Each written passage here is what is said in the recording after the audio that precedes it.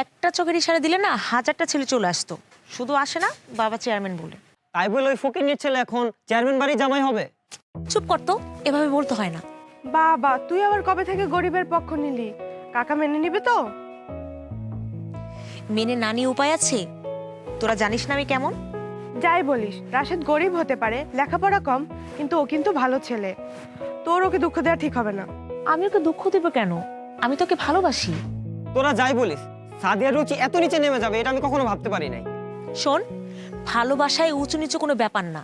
তার মানে তুই সিরিয়াস? আমি তো ভাবছিলাম তুই প্রতিশোধ নেওয়ার জন্য প্রেমের নাটক করছিস।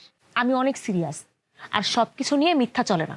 শেষে যদি কাকা মেনে না নেয়, একটা ছেলেকে এভাবে কষ্ট দেওয়া তোর একদমই ঠিক হবে না। অবশ্যই ঠিক হবে। কেন তোর মনে নাই সেদিন যে আমাদের বান্ধবী সাদিয়ার গলায় জুতার মালা পরাইছিল, ভুলে গেছিস? আমরাও তোর বাবা মার গলায় জুতার মালা পরিয়েছিলাম, তাই না? ওর বাবার মার গলায় জুতার মালা পরাইছিলি, কিন্তু ওর গলায় পরাসনি।